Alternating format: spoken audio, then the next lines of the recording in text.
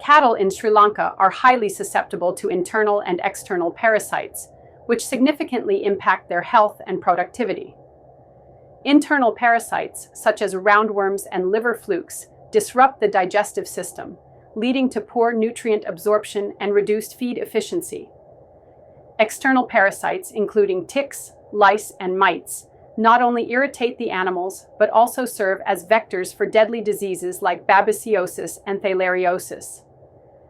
These infestations lower milk production, delay reproduction, and weaken the overall health of cattle. If left unchecked, parasites can severely affect the livelihood of dairy farmers. Cattle become infected with parasites through different sources, depending on the management system. In free-range or extensive management, cattle grazing in contaminated fields ingest larvae and eggs of parasites from grass, soil, and water. Semi-intensive management exposes cattle to parasites from both grazing fields and poorly maintained feeding areas. Intensive management, on the other hand, faces challenges with overcrowding and poor hygiene, leading to higher infestations of lice, mites, and other external parasites. These issues are exacerbated in Sri Lanka's varied agroclimatic zones, with dry zones experiencing seasonal outbreaks of liver flukes and ticks, while wet zones provide humid conditions favorable for parasite proliferation. Parasites also affect the beneficial microbes in the rumen, which are essential for digestion. Internal parasites damage the rumen lining, reducing microbial activity and fermentation efficiency. This results in incomplete digestion of feed, limiting energy availability for milk production and growth.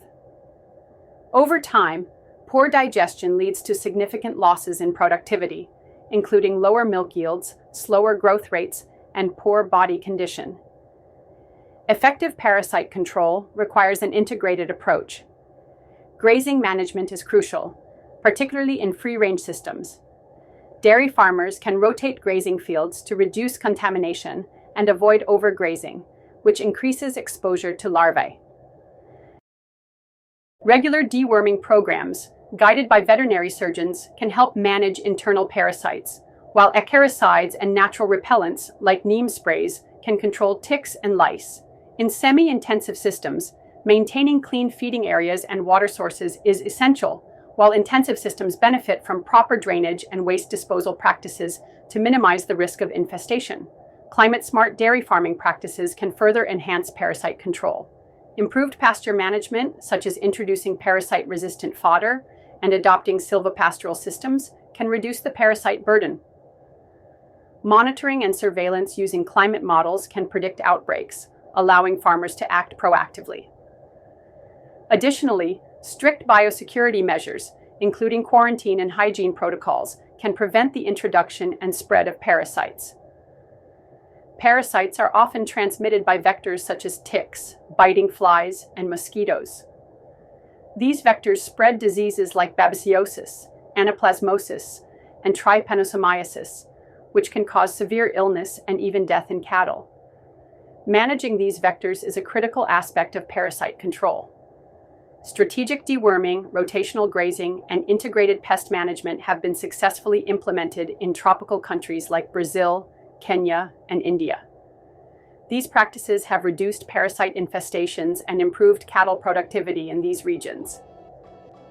Sri Lanka's diverse agroclimatic zones present unique challenges in parasite management.